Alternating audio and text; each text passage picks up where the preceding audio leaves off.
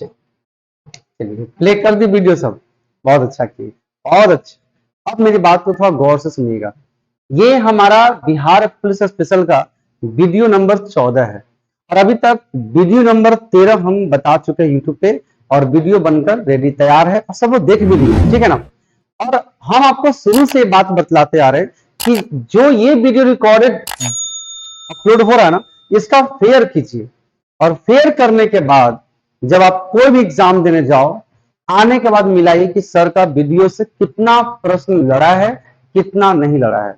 ये बेकार आपका नहीं होगा। अभी जो परिचय एग्जाम हुआ, मत निषेध एग्जाम हुआ, मात्र 12 वीडियो हमने बनाया था, उस 12 वीडियो के अंदर ही 20 से 22 प्रश्न शामिल थे। और जब हम ऐसा वीडियो 100 तक बना के यूट्यूब पर डाल देंगे ना, आप कोई भी एग्जाम देकर आना, जीके जीएस में इससे बाहर तो आएगा बट उतना नहीं आएगा। करंट अफेयर्स इससे बाहर रहेगा। बाकी अगर जीके जीएस पूछेगा तो 60 से 70% जीके आपका इससे कवर हो जाएगा। बट आप इसको अच्छे से फेयर कीजिएगा, ठीक है। और फेयर करने के बाद जब आपका कॉपी मोटा बनेगा ना, उसके सामने अच्छे अच्छे किताब फेल हो जाएंगे, ठीक है। ये आपकी मेहनत पे डिपेंड करता है, ठीक है। तो आज शुरू करते हैं वीडियो नंबर 14। बहुत ध्यान से देखेंगे। जो स्टूडेंट स्टडी लाइफ में है ना, वो थोड़ा सब्र करके आप एक दो प्रश्न देख लीजिए, तो आप पूरा वीडियो आपको देखने का मन करेगा, ठीक है।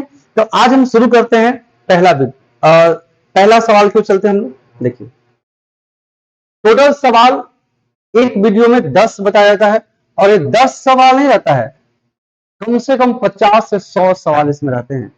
उम्मीद करते हैं 50 अप्रोक्स रहता ही है, क्योंकि में 20 में रहता है, क्योंकि में 100 से प्लस भी हो जाते हैं।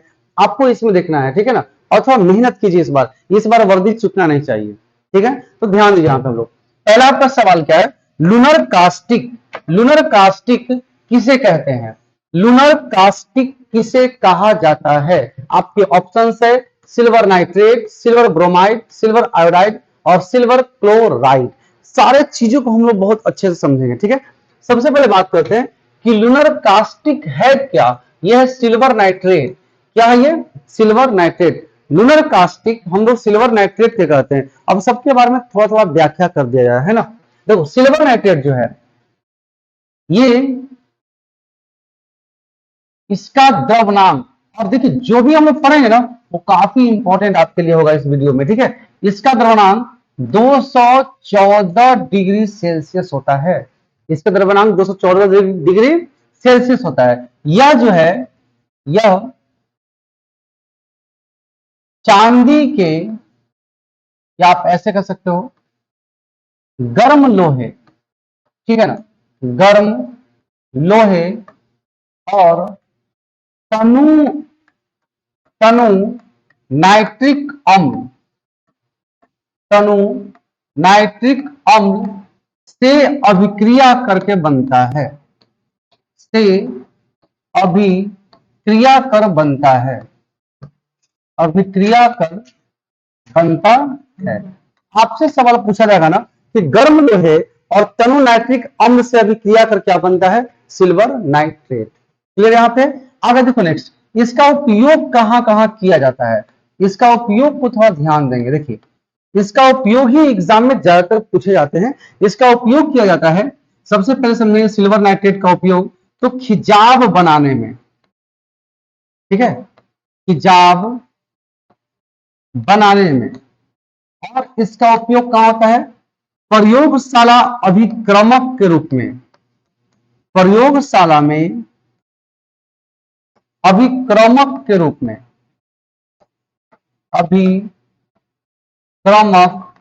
रूप में, प्रयोगशाला में अभिक्रमक के रूप में। यहां तक दिख रहा सबको ना? कट रहा थोड़ा सा, बहुत अच्छा, अब नहीं कट।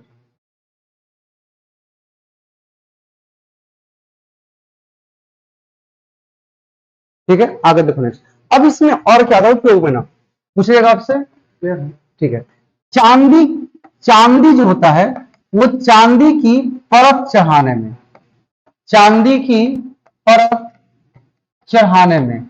और जो धोबी लोग होता है ना, तो धोबी लोग ना अपना मतलब जैसे कपड़ा का कटाई करता है, सिलाई करता है, तो उसमें ऐसे चिन्ह जो होता है ना, उसके लिए आप समझ सकते हो चिन्ह अंकित करने में, चिन्ह लगाने में, जब आप वोट देने जाओगे तो मतदाता आप कहलाओगे। तो मतदाताओं को निशान लगाने में, मतदाताओं को निशान लगाने में, मतदाताओं को निशान लगाने में, ये सब चीजों में ना प्रयोग किसका कहते हैं? सिल्वर नाइट्रेट का, सिल्वर नाइट्रेट का। ठीक है, अब यहां पे नेक्स्ट ध्यान दो, सिल्वर क्लोराइड क्या है? सिल्वर क्लोराइड जो है इसे कहा जाता है, सिल्वर क्लोराइड को इसे हॉर्न सिल्वर कहा जाता है, हॉर्न सिल्वर कहा जाता है, इसे हॉर्न सिल्वर कहा जाता है। इसे क्या कहा जाता है? Horn silver. अच्छा, यहाँ पे गर्म लोहा नहीं, गर्म सिल्वर होगा, क्योंकि सारा में चर्चा जो होगा ना वो सिल्वर के लिए होगा। ठीक है, गर्म सिल्वर और तनु नाइट्रिक अम्ल से बनता है सिल्वर नाइट्रेट। आप जानते हैं जो मार्कर वगैरह भी होता है ना उसमें सिल्वर नाइट्रेट ही रहता है। ठीक है, आगे दो नेक्स्ट, सिल्वर क्लोराइड को क्या बोलते हैं? Horn silver. और ये जो है ना इसका प्रयोग क्या चीज होता है? फोटोक्रोमेटिक, फोटोक्रोमेटिक कांच बनाने में, फोटोक्रोमेटिक कांच बनाने में, फोटोक्रोमेटिक कांच बनाने में। क्लियर सबके बाबू यहां तक? चलो आगे देखो, अगला आपसे पूछा जाएगा सिल्वर ब्रोमाइड का काम क्या है? ये एरो को आप ध्यान से समझेंगे, ठीक है, यहां से एरो ऐसे दे रहे, इसका मतलब ये जो चर्चा भी होगी ना वो सिल्वर ब्रोमाइड के बारे में चर्चा होगी। फिर उसके बाद हम इसका करेंगे, तो ये जो चर्चा होगी वो चर्चा होगी सिल्वर आयोडाइड के बारे में चर्चा होगी। ठीक है, सिल्वर ब्रोमाइड जो है इसका काम क्या है? इसका फोटोग्राफी में काम है, फोटोग्राफी। ठीक है, सिल्वर आयोडाइड क्या होता है? कृत्रिम वर्षा, कृत्रिम वर्षा कराने में, कृत्रिम वर्षा कराने में। क्लियर सबका है ना? अब एक चीज और आपको हम बता दें कि चांदी के चम्मच से अंडा नहीं खाना चाहिए। अगर आप चांदी के चम्मच से अंडा खाते हैं तो सवाल आपसे पूछा जाएगा कि चांदी के चम्मच से अंडा क्यों नहीं खाया जाता है, या अंडा का कौन ऐसा तत्व है या कौन ऐसा उसमें पाए जाने वाला चीज है जो अभिक्रिया कर चम्मच को काली बनाकर चम्मच को नष्ट कर देती है? इसका आंसर है गंधक। जैसी चम्मच पे रखकर आप अंडा खाओगे, अंडा में जो गंधक पाया जाता है वो गंधक से अभिक्रिया कर चांदी नष्ट हो जाती है, काली हो जाती है। इसलिए चांदी के चम्मच में अंडा नहीं खाना चाहिए। ठीक है, इसका जल्दी से स्क्रीनशॉट इसको ले लीजिए फास्ट, जल्दी। और सभी में बहुत अच्छे से बनाएगी, उतारेंगे सब। ठीक है, चलो बहुत अच्छा। लेकिन अब यहाँ पे ना आपको जो बताया सवाल अभी कि चांदी के बर्तन में अंडा नहीं खाना चाहिए, क्यों? इससे एक सवाल बहुत इंपॉर्टेंट आता है कि अगर आप चांदी के चम्मच में, चांदी के चम्मच से अंडा खाते हो, अंडा खाते हैं, चांदी के चम्मच से अंडा नहीं खाना चाहिए, अंडा नहीं खाना चाहिए, क्योंकि क्योंकि कारण क्या है वो समझना है। क्योंकि अंडा में पाए जाने वाला गंधक, पाए जाने वाला गंधक, पाए जाने वाला गंधक से अभिक्रिया कर, से अभिक्रिया कर। बिल्कुल ध्यान से बात समझेंगे कि अगर चांदी के चम्मच से आप अंडा नहीं खा सकते हैं, क्योंकि जब इससे अभिक्रिया हो जाएगा ना तो अभिक्रिया करके क्या हो जाएगा कि सिल्वर सल्फाइड बना देगा, सिल्वर सल्फाइड बना देगा। ये बहुत इंपॉर्टेंट चीज है, सिल्वर सल्फाइड बन जाएगा। सिल्वर क्या बनेगा जी? सल्फाइड। इसे ध्यान देना है कि गंधक जो है, अंडा में जो गंधक पाया जाता है वो अभिक्रिया करके क्या बन जाएगा? सिल्वर सल्फाइड बन जाएगा। और जैसे सिल्वर सल्फाइड बनेगा तो चम्मच हो जाएगी काली, चम्मच क्या हो जाएगी? काली, और चम्मच नष्ट हो जाती है। क्लियर सबका है बाबू? अगला सवाल क्यों चले हम लोग, है ना? नेक्स्ट सवाल क्यों चलते हैं। देखिए अगला आपका सवाल क्या है ना कि प्रारंभ में आरबीआई का मुख्यालय कहां था? प्रारंभ में आरबीआई का मुख्यालय कहाँ था। अब रुक जाते हैं, फिर कट, हर क्वेश्चन पे तुमको कट करना पड़ेगा सवाल, इसलिए सवाल बहुत नया नया सब है और इसमें एक दो बार देखे पड़ेगा ना बीच में। फिर पहला कैमरे बन दे तो काटना भी।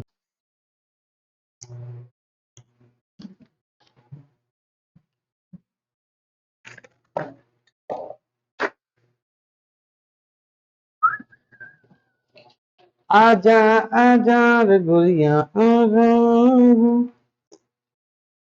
आए देखो बाबू, आए देखो छोटन इकोतवा उहा।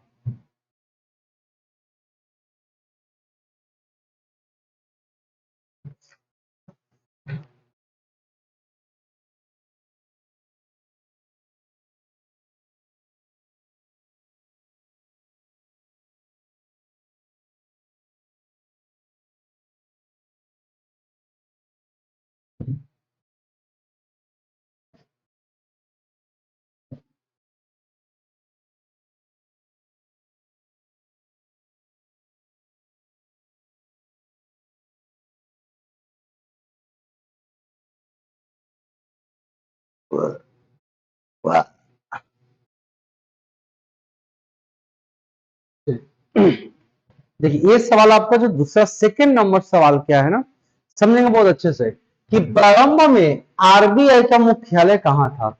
RBI reserve bank of India. आज इसके बारे में बहुत अच्छे से हम लोग क्लियरिटी करेंगे क्या कि आरबीआई, ठीक है, बिल्कुल ध्यान से आप सब समझेंगे। आरबीआई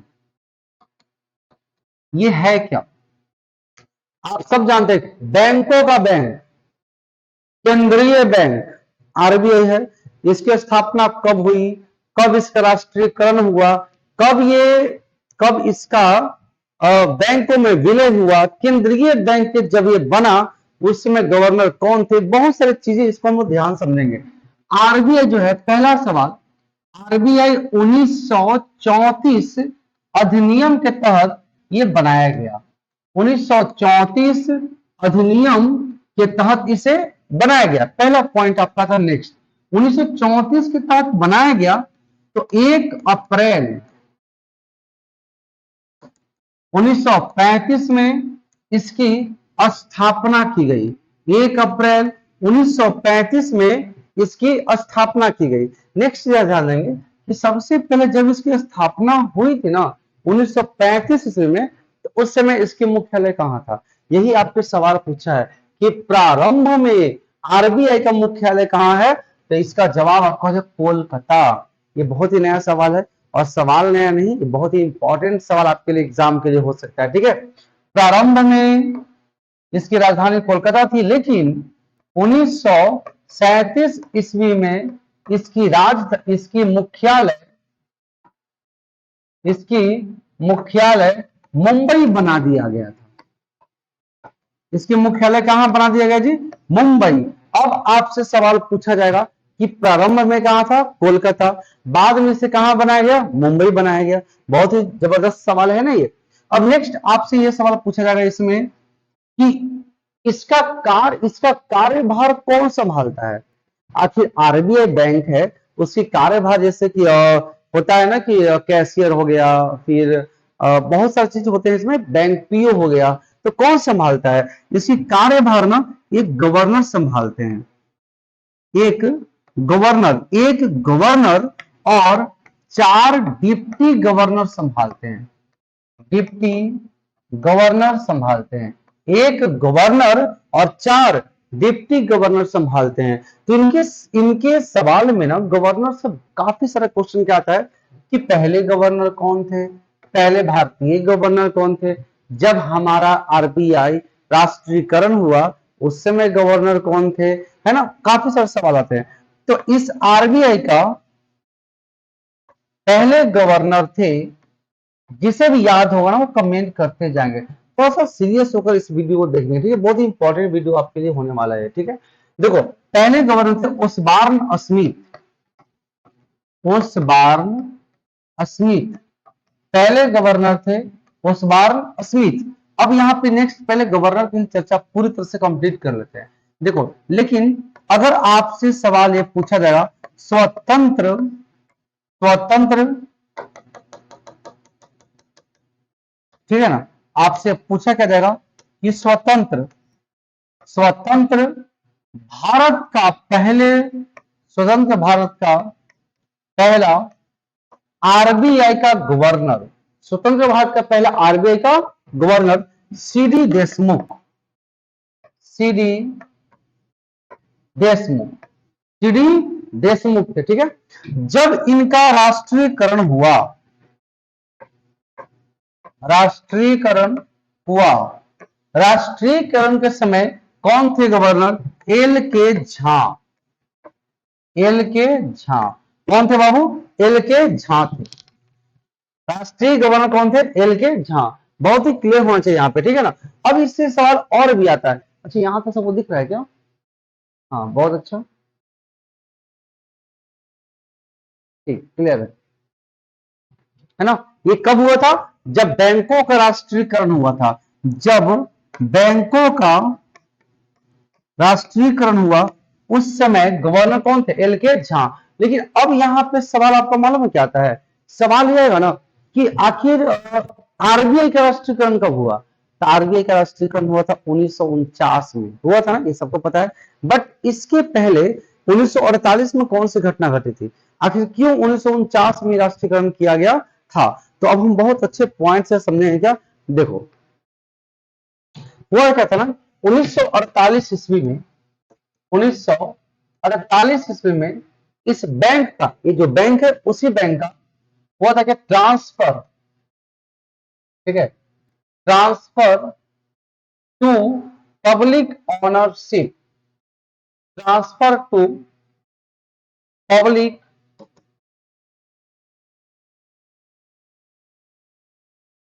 ऑनरशिप एक्ट लगाया गया था। आपसे सवाल ये पूछा जाएगा आरबीआई का जो राष्ट्रीयकरण हुआ वो किसके तहत हुआ था? Transfer to public ownership. और इसके तहत 1949 ईस्वी में इस बैंक का राष्ट्रीयकरण हो गया था। इस बैंक का राष्ट्रीयकरण हो गया था 1949 ईस्वी में। अब थोड़ा सा ध्यान देंगे, इस बैंक को कहा जाता है केंद्रीय बैंक, केंद्रीय बैंक। केंद्रीय बैंक किसे कहा जाता है? आरबीआई को। आरबीआई को थोड़ा सा रिवीजन करते हैं। आरबीआई का पहला मुख्यालय कहां था? कोलकाता। बाद में कहां बना? मुंबई। आरबीआई की स्थापना 1934 अधिनियम के तहत और 1 अप्रैल 1935 का इसका स्थापना किया गया था। 1937 में इसका मुख्यालय बना दिया गया मुंबई। इसमें एक गवर्नर होते हैं और 4 डिप्टी गवर्नर होते हैं। एक गवर्नर, जो पहले गवर्नर थे वो थे ओस्मान स्मिथ। लेकिन स्वतंत्र भारत का पहला भारतीय गवर्नर कौन थे? सीडी देशमुख। और जब बैंकों का राष्ट्रीयकरण हुआ था 1969 ईस्वी में, तो उस समय कौन थे? एल के झा, ठीक है। 1948 ईस्वी में transfer to public ownership act पारित हुआ और 1949 ईस्वी में इस बैंक का राष्ट्रीयकरण किया गया। और एक केंद्रीय बैंक है और सभी बैंक में, सभी बैंक में इसका सर्वोच्च स्थान है। सभी बैंक में इसका सर्वोच्च स्थान है। आप सभी लोग जल्दी से इसका स्क्रीनशॉट ले लीजिए फास्ट। चलो, बहुत अच्छा बाबू, ठीक है, बहुत अच्छा। कभी कभी एक सवाल और भी आता है ना कि कौन से, कभी कभी आता है, पूछ सकते हैं आपसे कि कौन से आयोग के द्वारा इसे केंद्रीय बैंक बना दिया गया? कि सबसे बड़ा भारत का बैंक होगा केंद्रीय bank, RBI, central government bank हो जाएगा। ये कौन से एक आयोग था? ये भी शायद कोई पूछ सकता है। हिंटल आयोग। कौन आयोग? हिंटल। हिंटल आयोग के तहत इसे केंद्रीय बैंक का दर्जा मिला। इसे केंद्रीय बैंक का दर्जा मिला किस आयोग के तहत? तो हिंटल आयोग के तहत। अगले सवाल को चले हम लोग। चलो, बहुत अच्छा बाबू। देखो, नेक्स्ट सवाल, बिहार का अक्षांशीय विस्तार क्या? क्या सवाल है। देखो, अभी हमने बिहार का जिक्र शुरू भी नहीं किया है, बट ये फाइनल है, कोई डाउट इसमें नहीं। कि 5 तारीख से नाइट में जो लाइव होता है 8:30 बजे से, उसमें 25 क्वेश्चन आपका बिहार जीके का रहेगा 100%। 25 क्वेश्चन तो रहेगा, लेकिन हल करेंगे ना तो ज्यादा जाएगा ये 100% स्टार्ट होगा 9:30 बजे। केवल बिहार का जीके जीएस 5 तारीख से रात को 9:30 से चलेगा, शायद 10 बजे की 10:30 बजे, इसका गारंटी हम नहीं ले सकते। बट इसमें सब जरूर से जरूर लाइव आइएगा, ठीक है। जुड़ना इसमें बहुत ज्यादा सभी स्टूडेंट को है ना। आगे देखो, नेक्स्ट समझते हैं हम लोग कि बिहार का अक्षांशीय विस्तार क्या है। बिहार का अक्षांशीय विस्तार क्या है, तो सबसे पहले आपके मन में ये आना चाहिए कि अक्षांशीय की बात करें, हमारा अक्षांश भारत में बिहार में किधर है। तो ध्यान से पहले बात को समझेंगे। अगर हम बात करें अक्षांश नीचे से ऊपर की ओर है ना, नीचे से ऊपर को, ये हमारा अक्षांश है। जबकि वर्ल्ड में बात करेंगे तो वर्ल्ड में अक्षांश ऐसे होता है, वर्ल्ड में अक्षांश पूर्व की ओर, लेकिन भारत में और बिहार में अक्षांश उत्तर की ओर होता है ना। तो उत्तर की ओर जब अक्षांश होता है तो सबसे पहले आप ऑप्शन से ही छाप सकते हैं कि आपसे पूछा गया बिहार में अक्षांशीय विस्तार क्या है, तो उत्तरी अक्षांश एक ऑप्शन में ना है जी, तो आपका पहले ही आंसर हो गया ये, ठीक है ना। बट आप इसको हम क्लियर आज करते हैं, ठीक है, ध्यान से बात समझेंगे। अक्षांशीय विस्तार हमें रखना है, इसको रखना कैसे, ध्यान दो। सबसे पहले समझेंगे 24, 20, 10, 27, 31, 15। अगर 4 से 5 बार मेरे साथ अगर आप वीडियो देखते देखते मन में बोल देंगे तो कंप्लीट हो जाएगा, ठीक है। क्या है, 24, 20, 10, 27, 31, 15। फिर से रिपीट करेंगे, 24, 20, 10, 27, 31, 15। 24, 20, 10, 27, 31, 15 उत्तरी अक्षांश, उत्तरी अक्षांश, उत्तरी अक्षांश। फिर से क्या है, 24, 20, 10, 27, ठीक है, 24, 20, 10, फिर 27, 31, 15। बिल्कुल क्या हो गया, ये है उत्तरी अक्षांश। अगर हम देशांतर की बात करें तो बहुत आसान, आपको ना ऐसे रखना है 83, 1950, 83, 1950 और 88, 1740। 83, 1950 और 88, 1740, यह है पूर्वी देशांतर। क्या है, पूर्वी देशांतर। अगर आपसे सवाल ये पूछा जाएगा कि अक्षांशीय विस्तार बताएं तो ऑप्शन नंबर ए, देशांतरीय विस्तार बताएं ऑप्शन नंबर सी। अब थोड़ा सा हम बिहार के बारे में ना थोड़ा सा क्लियर करते हैं बात को, है ना। देख, बिहार का स्थापना नहीं बताएंगे, ये अलग सवाल कभी बनेगा तो आपको बताया जाएगा। और हम एक्स्ट्रा सवाल को चलते हैं। बिहार जो हमारा है, बिहार का चारों दिशाओं को कंपेयर करते हैं, ठीक है। देखो, बिहार के ना उत्तर में कौन सा जिला है, उत्तर में है पश्चिमी चंपारण। उत्तर में कौन सा जिला है जी, पश्चिमी चंपारण। इसके दक्षिण में कौन सा है, गया। पूर्व में किशनगंज और पश्चिम में है कैमूर, ठीक है ना। और अगर हम बात करें बिहार की स्थिति कि बिहार के उत्तर से पूर्व तक, बिहार के उत्तर से दक्षिण तक और बिहार के पूर्व से पश्चिम तक ये कितने दूरी पर अवस्थित है ना। कभी कभी सवाल आपसे ये भी आ सकता है कि कितने दूरी पर अवस्थित है, तो जाहिर सी बात है आपको ये समझना क्या है, ठीक है ना। ध्यान दो, तो अच्छे से हम सब समझेंगे कि सबसे पहले बिहार की बात करें तो बिहार हमारा एक आयताकार है। ये आकार में कैसा है बाबू, तो आयताकार है, आयताकार है। ये उत्तर से दक्षिण, ये है ना, उत्तर से दक्षिण, उत्तर से दक्षिण जो है 345 है। उत्तर से दक्षिण 345, एकदम बोलते रहो, उत्तर से दक्षिण 345, उत्तर से दक्षिण 345, उत्तर से दक्षिण 345। देखो ऐसे, उत्तर से दक्षिण 345 और पूर्व से पश्चिम 483। उत्तर से दक्षिण 345, पूर्व से पश्चिम 483 किलोमीटर लंबा है ये। और बिहार का आकार कैसा है, आयताकार है। अब यहाँ पे नेक्स्ट सवाल की ओर चलते हैं हम। देखो, बिहार जो है ना हमारा, बिहार, ये बिहार जो है ये जनसंख्या की बात करें अगर हम लोग, तो जनसंख्या में तीसरा स्थान है। लेकिन अगर बात हम करते हैं जनसंख्या घनत्व में, जनसंख्या घनत्व में पहला स्थान, मतलब जमीन थोड़ा और व्यक्ति ज्यादा, जनसंख्या ज्यादा और जमीन कम, ये कैवा स्थान है बिहार, पूरे ऑल ओवर इंडिया में पहला स्थान है। ठीक है, भारत में अगर बिहार की जमीन की बात करें 94,163 वर्ग किलोमीटर। ठीक है, ये जो है ना, ये पूरा भारत का 2.86% ही मात्र है। पूरा भारत का 2.86% हमारा बिहार है। ठीक है, आगे इसकी बात करें तो बिहार जो है ना, ये सबसे ज्यादा, ठीक है ना, सबसे ज्यादा जनसंख्या में वृद्धि कहां होती है? तो प्रति वर्ष जनसंख्या में वृद्धि, जनसंख्या में वृद्धि मधेपुरा होती है, मधेपुरा होती है। लेकिन अगर प्रति वर्ष हम बात करें जनसंख्या में कमी का, तो कमी होता है गोपालगंज। कमी का होता है बाबू गोपालगंज। बाकी सवाल को हम यहां पे ध्यान देंगे। देखो बिहार का जो है ना, बिहार का सबसे बड़ा जिला, ठीक है, यहां समझेंगे, बिहार का सबसे बड़ा जिला, सबसे बड़ा जिला, ठीक है, सबसे बड़े जिले की बात करें तो अगर आपसे पूछा जाएगा जनसंख्या में, तो जनसंख्या बाबू आ जाएगा पटना। अगर पूछा जाएगा क्षेत्रफल में, पश्चिमी चंपारण, पश्चिमी चंपारण।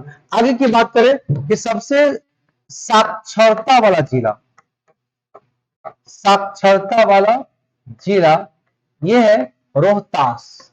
अगर रोहतास की बात करें ना, तो रोहतास दो चीजों में आगे है, एक साक्षरता जिला और एक है सर्वाधिक, ठीक है, सर्वाधिक लिंगा अनुपात, मतलब महिला से ज्यादा वहां पुरुष है, लिंगानुपात सबसे ज्यादा है। ये कहां पे है? रोहतास में है। सबसे ज्यादा लिंगानुपात रोहतास में है और साक्षरता जिला सबसे ज्यादा कहां पे है बाबू? रोहतास में है। सबसे बड़ा जिला की बात करें जनसंख्या में पटना और क्षेत्रफल में पश्चिमी चंपारण। अब यहाँ पे नेक्स्ट और चीज हम लोग क्या समझते हैं कि बिहार के बारे में अगर ध्यान दें तो बिहार का मतलब होता क्या है? ठीक है, यहां देखो, बिहार जो है ना हमारा, बिहार का मतलब होता है बिहार। ये बिहार था, पहले कहते हैं बिहार था। बिहार का मतलब बौद्ध मठ, बिहार का मतलब बौद्ध मठ, और यही बौद्ध मठ को हम बोलते हैं बिहार। और बाद में बिहार बिहार कहते कहते क्या बन गया? ये बिहार कह गया। क्या बन गया बाद में बाबू? ये बिहार बन गया। ठीक है, तो जल्दी से इसको स्क्रीनशॉट लीजिए फास्ट, बिल्कुल। हाँ बिल्कुल क्लियर आपको दिख रहा होगा, है ना? जल्दी, अभी बिहार का जीके जे शुरू होने दो, इतना क्लियरिटी आपको पढ़ाएंगे, पूरा मैप के अनुमंडल, परमंडल, हर चीज, जिला, नेपाल में कितने जिला टच करते हैं, नीचे कितने जिला टच करते हैं, वो सारे चीजें आपको पढ़ाया जाएगा। ठीक है, इतना ही पहले कंप्लीट कर लो आप लोग, है ना? आगे देखो नेक्स्ट सवाल, चल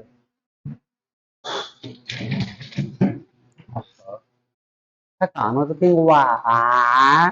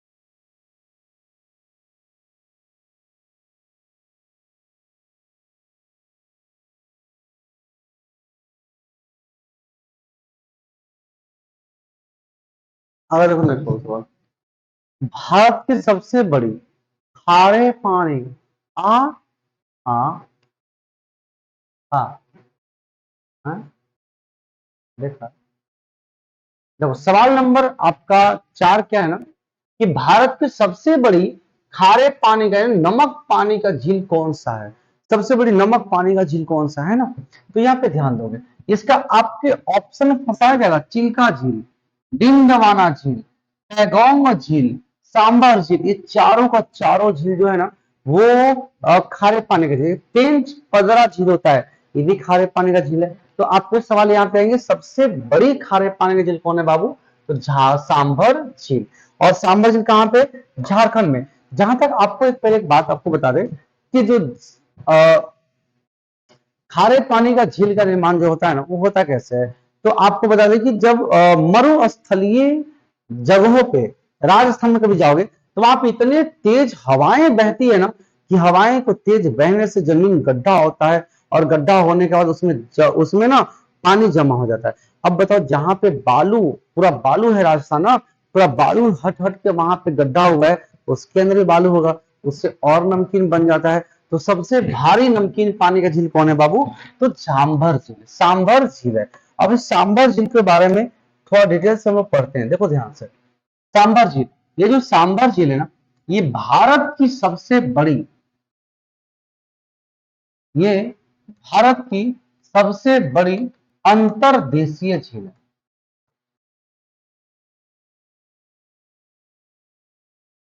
ये भारत की सबसे बड़ी अंतरदेशीय झील है, और ये सबसे बड़ी खारे पानी का झील है, खारे पानी का सबसे बड़ी झील है। अब आगे नेक्स्ट बात करते हैं चिल्का झील के बारे में, बात करते हैं बाबू, ठीक है। चिल्का झील समझना सब बहुत अच्छे से।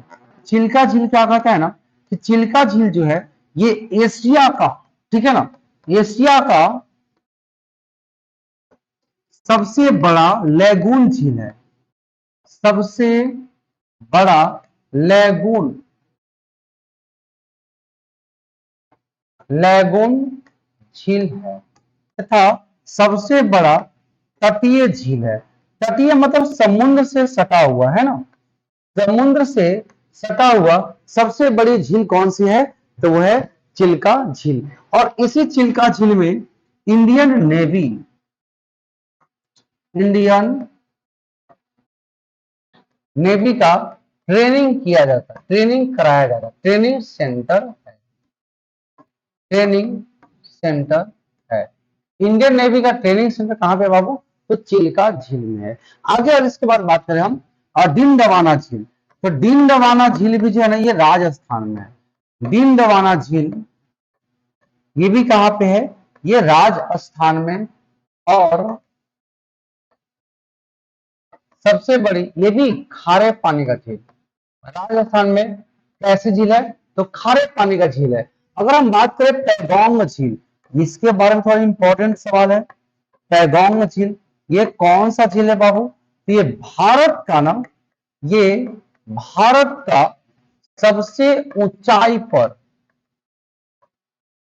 सबसे ऊंचाई पर स्थित, सबसे ऊंचाई पर स्थित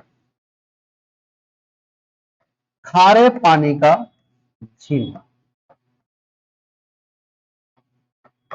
सबसे ऊंचाई पर स्थित खारे पानी का झील है। कौन सा झील, पैगोंग झील। ये है कहां पे, ये सिक्किम में, ये कहां पे है, तो सिक्किम में है। अगर इससे और सवाल देखें हम, तो एक टेमपचदा होता है, ठीक है, टेमपदरा, टेमपदरा झील,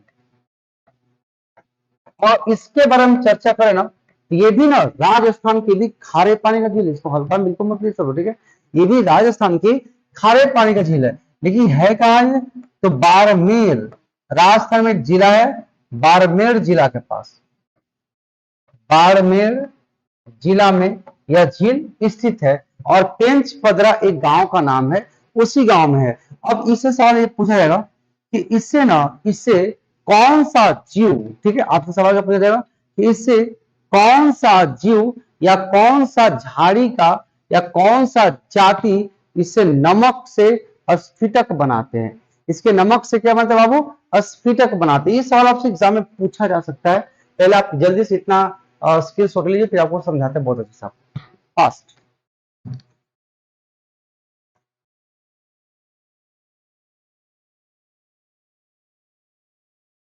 हो गया, आगे देखो नेक्स्ट समझने। देखो ये जो झील है पेंच पदरा, इस झील में एक खारवाल जनजाति है। कौन सी जनजाति है, खारवाल जनजाति। ये सब सवाल देख लो कितना इंपॉर्टेंट सवाल सब है। खारवाल जनजाति, ये सब बिहार एसआई और बिहार पुलिस को लेकर ना बहुत ही इंपॉर्टेंट सवाल है, ठीक है। खारवाल जनजाति जो है वो मोरेल झाड़ी से, मोरेल झाड़ी के टहनियों से,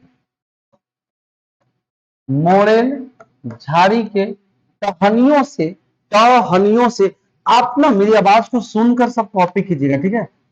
टहनियों से टहनियों से नमक का स्फटिक निकाला जाता है। टहनियों से नमक का स्फटिक निकाला जाता है।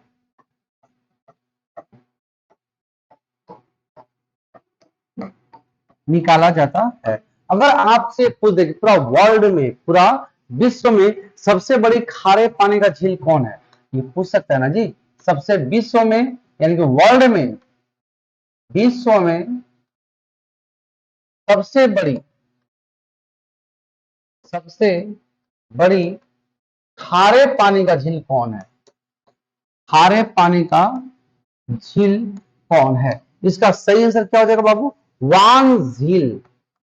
वांग झील जो कहां पे है, तुर्की में।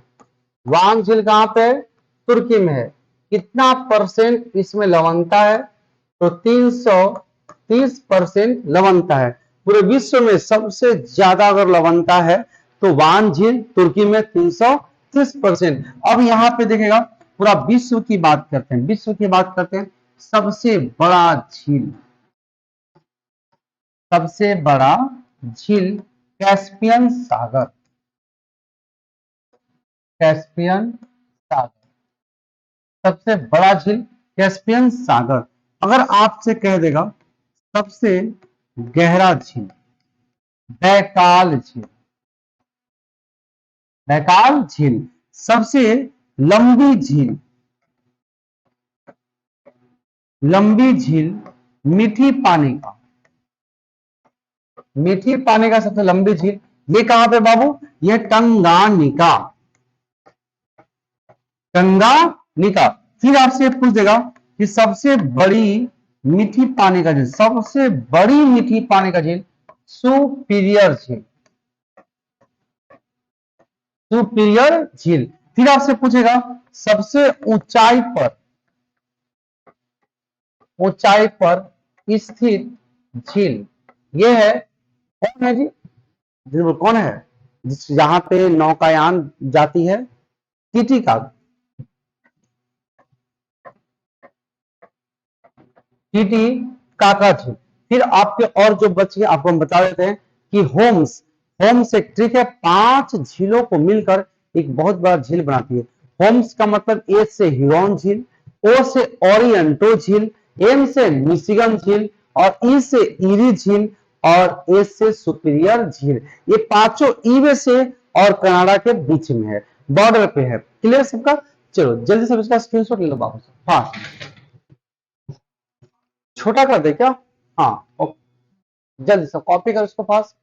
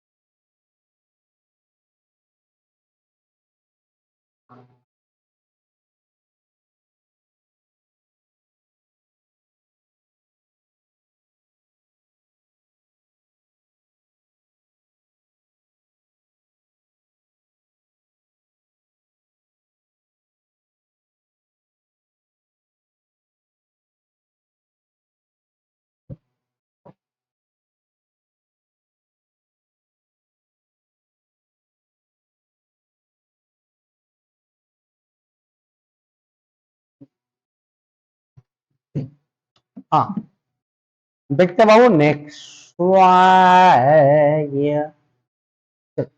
यहां तक तो क्लियर हुआ सबका ना, स्केल्स तो सब रेली होंगे। अगर देखो 5 नंबर सवाल क्या बाबू, 5 नंबर, स्वतंत्र भारत के प्रथम गृह मंत्री कौन थे? स्वतंत्र भारत के प्रथम गृह मंत्री कौन थे? सरदार वल्लभ भाई पटेल। ये तो सबको याद है कि नहीं है? और यहां से एक सवाल इससे और भी आता है कि प्रथम उप प्रधानमंत्री कौन थे? पहले हल्का सवाल से चलते नहीं। प्रथम उप प्रधानमंत्री कौन थे? सरदार वल्लभ भाई पटेल। और ये जो सरदार वल्लभ भाई पटेल थे ना, ते उप प्रधानमंत्री बन तो गए, बट उप प्रधानमंत्री का चर्चा हमारे संविधान में नहीं बनाया गया। लेकिन उसका एक राजनीतिक कारणों की वजह से ये उप प्रधानमंत्री का पद बनाया गया। ठीक है, अब पटेल जी के बारे में थोड़ा सा ध्यान से समझेंगे। इनकी पहली बार इन्हें लोकप्रियता मिली कब? मतलब पूरा भारत के लोग इनको जानने लगे कब? तो जब इन्होंने बारदोली आंदोलन में शामिल हुए, बारदोली सत्याग्रह की वजह से। कौन से सत्याग्रह की वजह से जी? तो बारदोली सत्याग्रह की वजह से। ठीक है ना। ये जो पटेल जी है ना, इनका बहुत ज्यादा, मतलब इनका बहुत ज्यादा कह सकते हैं, बहुत ज्यादा इनका हाथ है हमारे भारत को एक संघ बनाने में। यानी कह सकते हैं कि भारत का एकीकरण, एकदम कोई इसको गलत नहीं छांट सकता बाबू। ठीक है, भारत का एकीकरण करने में सबसे बड़ा अगर हाथ है, तो सबसे बड़ा हाथ है किनका? सरदार वल्लभ भाई पटेल है।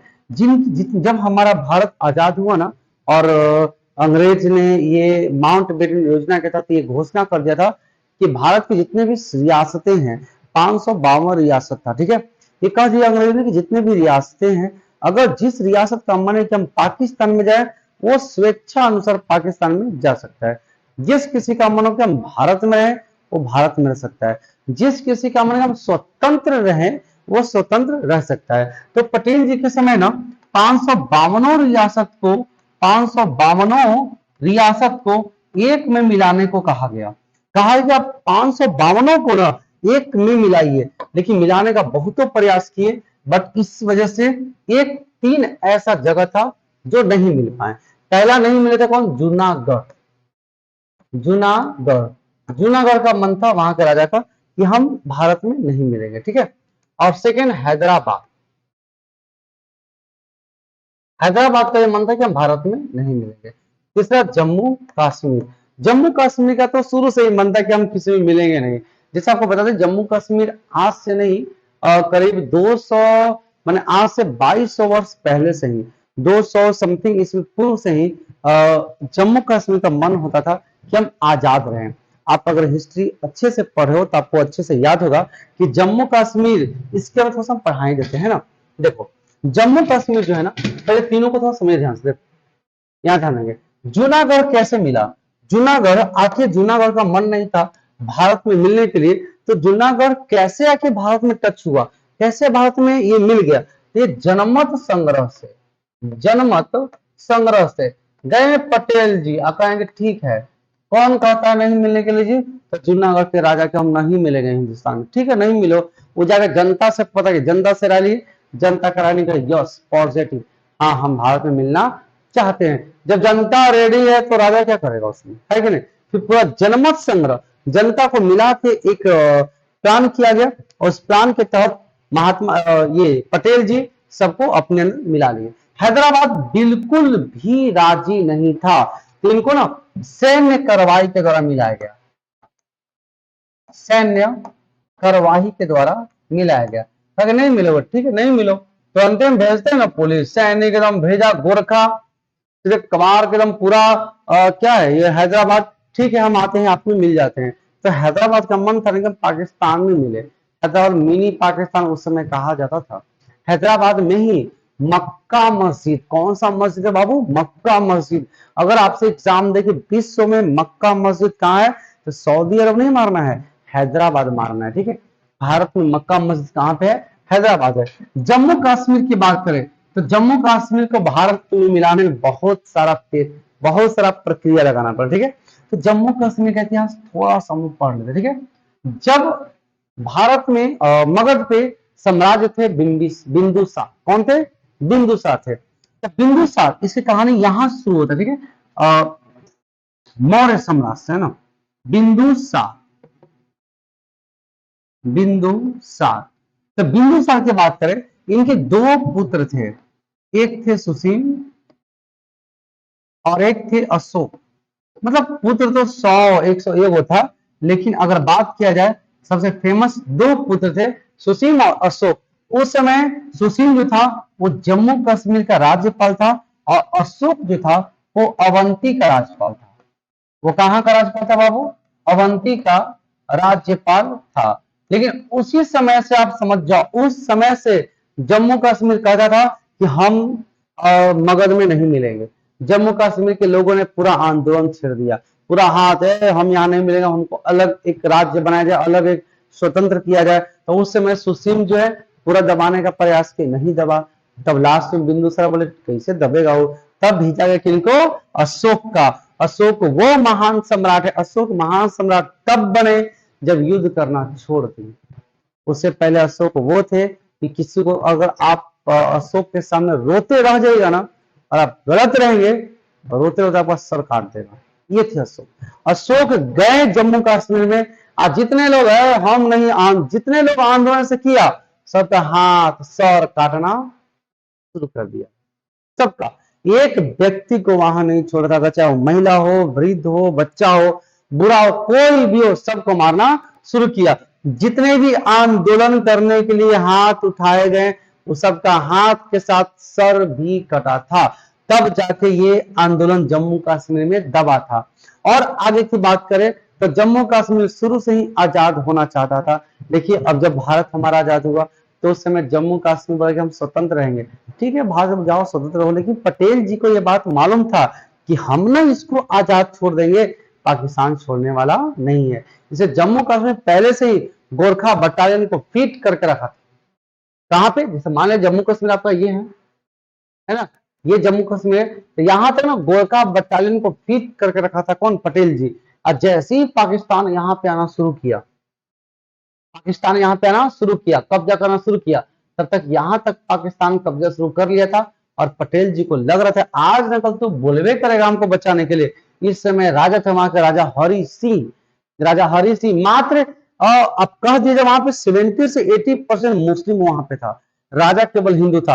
अब राजा को लगने लगा पता है मुस्लिम वहां पे क्या करता था। आप देखे ना कश्मीरी पंडित, कौन सा फिल्म, एक कश्मीरी फाइल्स फिल्म देखे सब लोग, उसमें वाकई में सब सत्य घटना उसमें है। महिलाओं को, घर की औरतों को ले जाकर रेप करना, ये पाकिस्तान के सैनिकों का काम हुआ करता था। तो जब अगल बगल लोगों की महिलाओं को लेकर जाता था पाकिस्तान, तब जाके हरि सिंह को लगा नहीं, अगर जब अगल बगल की महिला सुरक्षित नहीं है तो क्या जरूरी कि हमारी बेटी बहन, हमारे यहाँ का महिलाएं सुरक्षित होगी। तब जाके हरि सिंह अंत में पछता कर पटेल जी को बोलते हैं कि हमें भारत में मिलना है। अब तुरंत पटेल जी गोरखा सैनिक भेजते हैं और यहां तक तो पाकिस्तान कब्जा कर लिया था, बाकी कब्जा कर लेते हैं भारत। जहां तक पाकिस्तान कब्जा किया उसको बोलते हैं POK, पाक अधिकृत क्षेत्र, और उसकी राजधानी है मुजफ्फराबाद। चलो ठीक है ना, यहां तक समझ गए। तो इसके बाद ना जम्मू कश्मीर को भी भारत में मिला दिया गया था, ये भी भारत में मिल गया था। लेकिन जब ये भारत में मिला जिसका आधा से थोड़ा सा हिस्सा लेके चला गया था कौन? पाकिस्तान, जिसको बोलते POK। यहां तक किसको दिक्कत बाबू? पटेल जी तक सब क्लियर है ना सबका? चलो आगे आप देखो नेक्स्ट। देखिए बात करें यहाँ पे नेहरू जी का। नेहरू जी जो है ना, नेहरू जी, नेहरू के उपाधि मिला चाचा, नेहरू चाचा। नेहरू जी हैं ये 1929 ईस्वी में, 1929 ईस्वी में पूर्ण स्वराज की मांग किया। कहां पे मांग किया था इन्होंने? लाहौर में। इन्होंने मांग कहां पे किया था? लाहौर में मांग किया था। सरोजिनी नायडू ये जो है भारत के पहले, अच्छा एक चीज और यहां पे आ जाओ, याद आ गया हमें, इनको लौह पुरुष कहा जाता है बाबू, लौह पुरुष। किन्हें किन्हें कहा लौह पुरुष? पटेल जी को। और इन्हें भारत का बिस्मार्क भी कहा जाता है। भारत का बिस्मार्क कौन है? सरदार वल्लभ भाई पटेल। लेकिन लौह पुरुष पटेल जी, लेकिन अगर कहा जाएगा लौह लेडी तो लौह लेडी। आप कमेंट में हमें बताना कि आयरन लेडी किसे कहा जाता है, आयरन लेडी किसे कहा जाता है। आगे देखो सब लोग, सरोजिनी नायडू जो है ये पहली बार यूपी की महिला राज्यपाल बनी। यूपी की महिला राज्यपाल कौन बनी? सरोजिनी नायडू। और यही सरोजिनी नायडू जो है ये, इन्हें भारत कोकिला कहा जाता है, भारत कोकिला कहा जाता है। अब आगे नेक्स्ट जानते हैं BR अम्बेडकर के बारे में। BR अम्बेडकर जो है इन्हें इन्हें क्या क्या नाम दिया गया? सबसे पहले समझ, संविधान का ड्राफ्टिंग, संविधान का ड्राफ्टिंग, ड्रॉप संविधान का ड्राफ्टिंग तैयार किसने किया? BR अम्बेडकर। संविधान का ड्राफ्टिंग तैयार किसने किया बाबू? तो BR अम्बेडकर। सबको देखा ठीक है ना? हाँ बहुत अच्छा। चलो सब पहले इसको स्क्रीनशॉट कर दो फास्ट।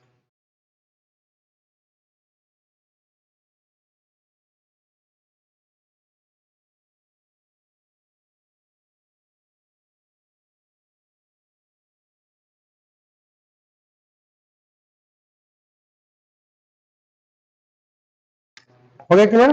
चलो आगे यहाँ पे देखो नेक्स्ट। अगला आपका सवाल क्या है, इसमें पॉइंट पर सुनने का मतलब, संविधान का ड्राफ्टिंग करके BR अम्बेडकर जी, इन्हें BR अम्बेडकर जो कहा जाता है संविधान का निर्माता, संविधान का निर्माता कहा जाता है। साथ ही में संविधान का वास्तुकार कहा जाता है। साथ ही में शिल्प में, शिल्प में आधुनिक भारत का मनु कहा जाता है। आधुनिक भारत का मनु कहा जाता है। फिर अगर हम बात करें यहाँ पे देखो, जवाहरलाल नेहरू से एक सवाल और आ सकता है बाबू, ठीक है ना? जवाहरलाल जो नेहरू जी थे ना, नेहरू जी गुट निरपेक्ष के अध्यक्ष थे, गुट निरपेक्ष के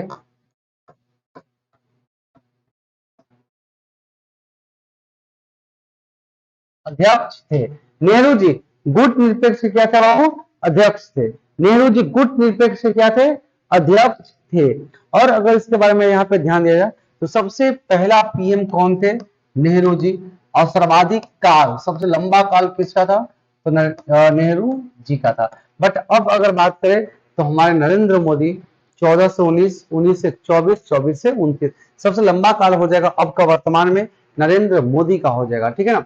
यहाँ तक इसको देखिए सबको नहीं ना है। और BR कौन? सरदार वल्लभ भाई पटेल, ठीक है ना? चलो सभी लोग इसको जल्दी से स्क्रीनशॉट लीजिए फास्ट, जल्दी। और भी कुछ सवाल हो सकता है नहीं कि पटेल जी जो हैं, ये पटेल जी अभी जो अहमदाबाद में एक नहीं बना है सबसे बड़ा मूर्ति, Statue of Liberty, Statue of Unity, यहाँ पे लिखे दो सब, ठीक है? वल्लभ भाई पटेल जी है ना, पटेल जी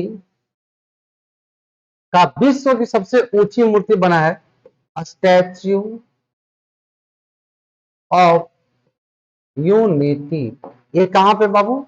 अहमदाबाद में। और यही पटेल जी जो हैं, ठीक है ना, इनके मृत्यु जब हुआ था जिस डेट को 31 अक्टूबर, 31 अक्टूबर इनकी मृत्यु हुआ था 31 अक्टूबर, और इसी दिन मनाया जाता है राष्ट्रीय एकता दिवस। इसी दिन राष्ट्रीय एकता दिवस। एकता दिवस मनाने की वजह क्या है कि भारत में अगर 552 रियासत था तो सभी रियासत को एक में मिला दिए थे कौन? पटेल जी। इसलिए इनके मृत्यु पर मनाया जाता है एकता। क्लियर? बहुत अच्छे, बहुत अच्छे, बहुत अच्छे। लागर लाख लाख अलग।